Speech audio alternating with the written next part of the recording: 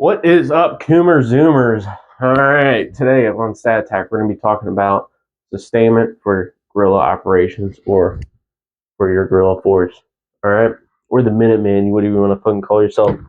This is all in coordinates, mostly with FM 31-21 Special Operations Manual, which I will put in the description below. It's going to be an affiliate link, so if you like purchasing it and reading it, which there's a lot of great information in there, go ahead and do that. I'll help out the channel since it's an affiliate link, and you also get to increase your knowledge. All right. So going over sustainment for your guerrilla operations. All right. We're going to be going over the 4 parts of your guerrilla operations kind of thing. All right. You're going to have your overt forces, which are your guys that openly display that they're in your beliefs system and your political faction. They're in your group. All right. So these guys are going to be like the dudes that are operating in controlled territory or operating in, on the attack of something with conventional forces or whatever. All right. So these are known guerrillas, known Minuteman or whatever for their group. All right. So, for example, of your overt guys, ISIS, right? ISIS, they drive around in pickup trucks, they fly their flags, they have guns and everything. They might even have they have their own insignias that display who they are, so everybody knows who they are. All right. Then you're gonna have your covert forces. These are guys that conduct sabotage. They do operations. They do attacks. They do ambushes. But at the end of the day, they're not. They bleed back into their society. They look like the average day civilian. They don't look like a combatant. They don't look like a guerrilla. It's all right. But they're active supporters for your group. They're known supporters for your group. All right. Then you have your underground. Your underground are your people that you don't know, that they're not openly displaying that they're supporters, and they don't openly display that they're part of your faction or your group or whatever.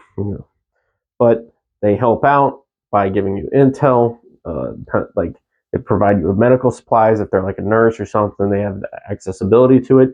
They're like a doctor or something like that. They can give you, they can help you out if you have injuries, or maybe they're like guys from infrastructure or like Walmart or some shit, or your local gun store guy that's slipping you guys supplies or giving you guys supplies like guns and ammo on the low end to help out your goals. All right.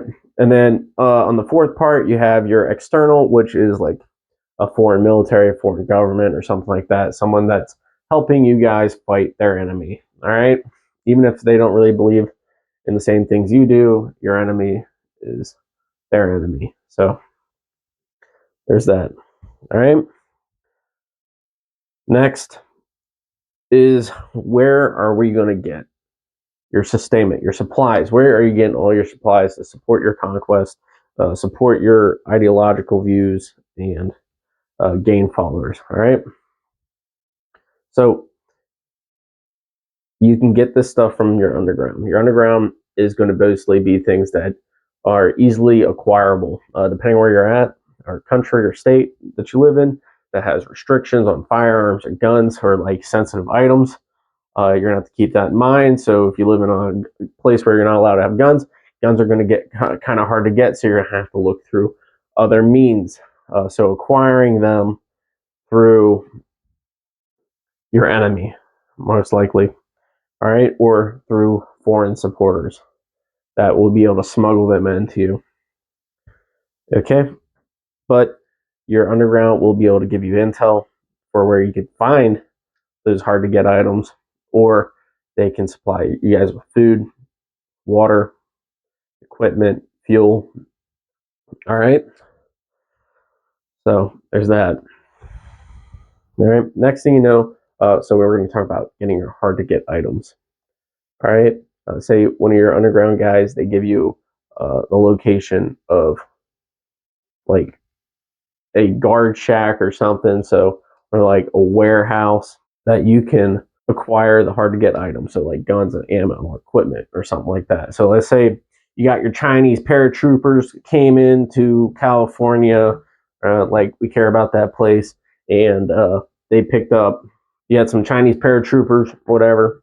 They're controlling a tunnel. They're not allowing people through. Yeah, a guy comes back to you guys, tells you about it, right? All right. He's like, oh, there's only like 4. They have like small arms, so you're not too worried about them. You guys set up your plan, you do your recon, and then you go and do what you got to do. All right. So now, when you got your loot drops in front of you, you're going to go pick up their ammo, their weapons, and any other equipment you think you could use for your goals, right? So now you got 4 guns off these guys, small arms, and you got 4 combat loads, maybe some load bearing gear. All right. And then you can give that stuff to maybe a new recruit that you got, or some supporters. All right. Or stash it somewhere for later for an event that you need it. So, finding small targets that you can win against, or overpower quickly. That's where you're going to kind of get your hard to get stuff, right? So keep that in mind. Now for like logistical stuff, you're going to want to like fuel, right? Fuel, food, water, gear, tools, shit like that, vehicles. You're going to have to locate like depots, maybe, or transportation vehicles, and then kind of assess the security of those. Is it low risk, high risk for you guys? Because you want low risk because you're not a conventional fighting force. You don't have a big backing. All right, you're only relying on your supporters, and not all of them are operatives with you, or or it's just you and your few boys that are going to do this. But you have to be able to win that fight. All right, so you're gonna have to look for areas that they aren't expecting it. So you like need fuel. You go to a fuel depot, or you just find a fuel truck. Which one's easier? Which one's probably got little or no security? Same thing for like fuel depot or food depots, or like water purification areas, or water storage, stuff like that. Keep that in mind. All right. And also being able to get a hold of this stuff and then take it to somewhere that needs it, right? So we kind of saw this with Ohio recently. Train derailed, polluted the waterways and everything like that, and the air and everything, and didn't receive assistance or aid from the government. And so you had other political groups or factions, or ideological people that came in there and were helping out the locals. And what that does is put the locals in your favor, because they realize that you're the good guy and you're going to help them out. And when the ruling factor or the ruling faction isn't going to do it for them. All right. So they realize that you're on their side, and the other people aren't on there. So you're going to gain their support that way.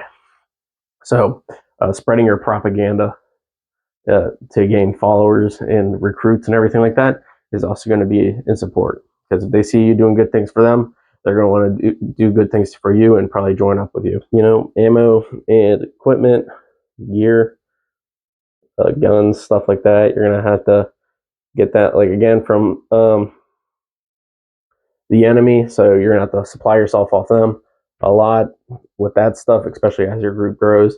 So finding their locations like better, have low security, and taking advantage of that with your group and your numbers. If you have high numbers or low numbers, using the element of surprise, you're going to be able to supply your boys with that stuff. All right. So do things that benefit you, benefit your group logistically, morally, and just puts you in a good favor with the people. All right. So you got to bump up your propaganda. Also, another thing you're going to have to keep in mind is getting more capable weapons. So upgrading your weaponry, because you're not going to be able to do everything with your regulated firearms or whatever, or your laws limiting the stuff you can have. So you're going to have to acquire that nice stuff from the controlling power. So like your full autos, HMGs, and then your explosive devices. I mean, you could make them which are kind of unreliable and unsafe to use. So getting your hands on some nicer stuff that's safer to use will lower your risk factor of compromises and mission failures.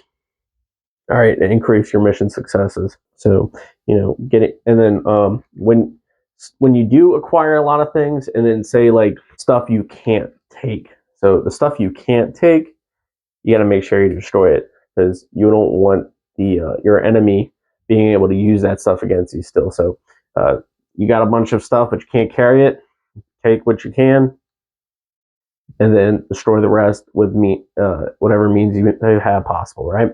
So they have vehicles that you would like to have, but you have nowhere, you can't use them because like it give you away. You don't have that kind of logistical power yet, or whatever. You don't have that support to hide this stuff from the controlling factor.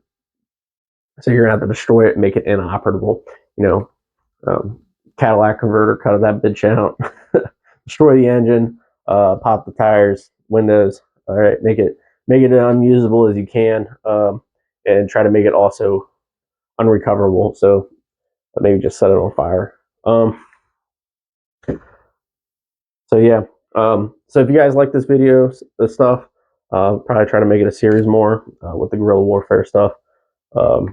It's kind of like, I guess, like the words the Minuteman stuff kind of tries to avoid because they don't want to seem as bad, but that's what you're gonna have to call it. That's what it is. As Minuteman, you're not conventional force, you're guerrilla force. You can be used alongside conventional force, but you're not. A lot of the stuff is from FM 31-21. Like I said, put it in a link below if you want to read it. It is affiliate link again, so it's going to help us. It'll probably give us some, a little bit, a couple cents here and there, depending on how many people you buy or how many people buy it. But yeah, make sure you like, subscribe, watch the video, check out our website, join the community on there, and then check out some of the affiliate stuff on there. But yeah, guys, thanks for watching. See you next time.